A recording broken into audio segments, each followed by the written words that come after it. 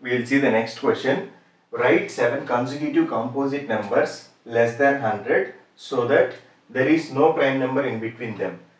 I already told you what is meant by this composite number.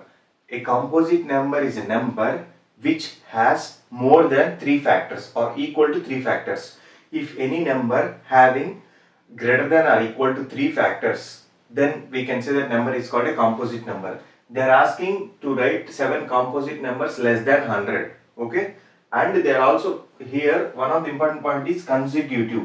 Consecutive means in a series manner, like I will tell you.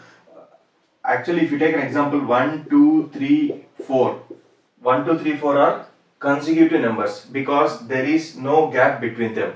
1 afterwards 2 will come, afterwards 3 will come, afterwards 4 will come.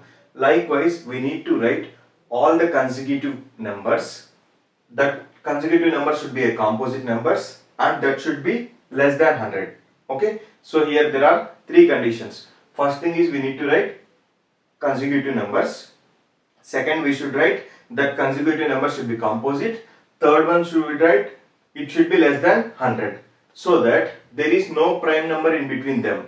Already we know what is meant by prime number. A prime number is a number which has factors and 1 and itself. Which has factors 1 and itself. That is prime. Example for prime are 1, 3, 5, 7 and so on. Actually, they ask you to write the consecutive numbers, composite numbers, okay, in which there should not be any prime number in between them. Okay, you list out the numbers from 1 to 100, like 1 to 10, okay, then 11 to 20, then 21 to 30, then 31 to 40. You list out all the composite numbers. Okay, composite numbers like 4, 6, 8, 10. Okay, actually if you take any composite number, this is not consecutive number. Okay, because 4, then 6, then 8, then 10. Okay, in between, if you check here, in between 4 and 6, 5 is coming, which is a prime number. In between 6 and 8, 7 is coming, which is also a prime number. Okay, this case should not come. Why? Because they are saying that there is no prime number in between them. But here prime number is coming. Okay, likewise if you check for this also, in between definitely prime number will come.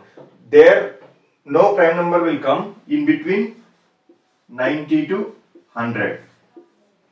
For example, I will take 90, 91, 92, 93, 94.